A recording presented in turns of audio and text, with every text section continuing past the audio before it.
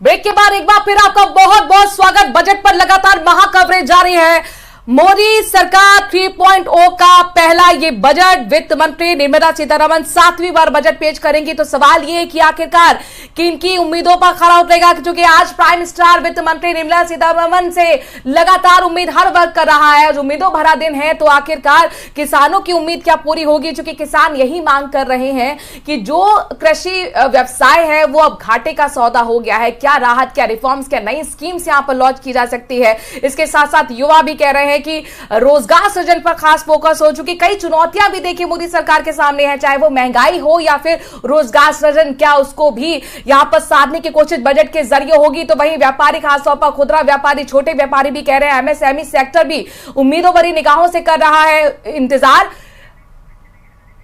हरिवीर हमारे संवाददाता धौलपुर से जुड़ रहे हैं और देखिए अलग अलग शहरों का अभी हम रुख कर रहे हैं और वहां की जनता क्या उम्मीद कर रही है वित्त मंत्री निर्मला सीतारमण से, ये उम्मीद जानने की कोशिश कर रहे हैं।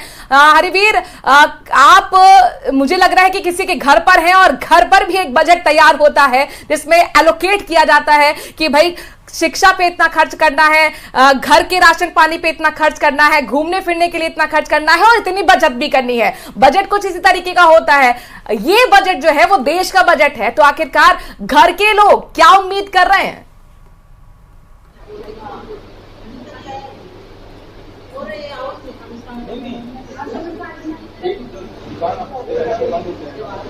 हरिवीर, आपको ऑडियो मिल रहा है?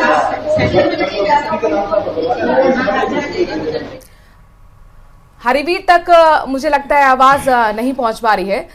और भी हमारे साथ संवाददाता जुड़े हुए हैं, अशोक भाटी भी हमारे साथ जुड़े हुए हैं।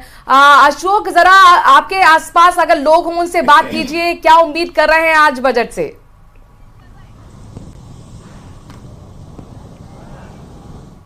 में महिलाओं को काफी उम्मीद है। हम एक घर के किचन में मौजूद हैं जहां पर परिवार चलाने वाली महिला किस तरह से इस बजट को देखती है, इसे लेकर हम यहाँ आए हैं। हालांकि क्या स्थिति रहती है ये देखने वाली बात है, लेकिन महिलाएं क्या सोचती है ये देखते हैं। आप किचन में, क्योंकि आप बाहर बिजनेस भी करती हैं और किचन में भी संभालती हैं, किस तरह की महंगाई को लेकर कोई निजात की उम्मीद है या फिर कैसा बजट चाहती हैं आप?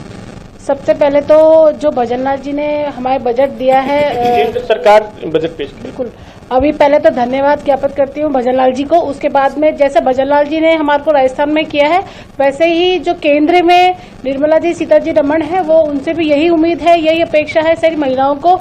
जो केंद्र में सरकार हमारे मोदी जी की है, मोदी जी ने हमेशा महिलाओं को ध्यान में रखकर ही बजट किया है पास, हमेशा महिलाओं को ध्यान में रख के ही कानून बनाया है। तो हमारा पूरी विश्वास है सारी महिलाओं को कि इस बार भी महिलाओं को ध्यान में रखकर ही जो हमारे जो निर्मला सीतारमण जी हैं वो महिला के हित में ही, जो महिलाओं के हित में जो पूरे पारिवारिक चीज होती है जिसमें से अनाज है, दालें हैं, कॉस्मेटिक है, शिक्षा है, आवासीय है, सभी में अच्छा वो पेश करेंगी बजट। और जैसे प्रधानमंत्री आवास योजना है उसके तहत भी 80C में जो है वो हमें छूट अच्छे से अच्छी दी जाए और मकान बनाने के लिए जो हमें राशि है वो थोड़ा सा बढ़ा दी जाए। और उसके अलावा डॉक्यूमेंटल है, उसमें मोदी जी से हमारा यही है विनती कि इस बार हम चाहेंगे कि जो डॉक्यूमेंटल है, जो हमें जो आवास के लिए डॉक्यूमेंट होता है वो कम से कम हो और जो भी कार्रवाई हो कागजी स्तर पे ना होकर वास्तविक स्तर पे हो।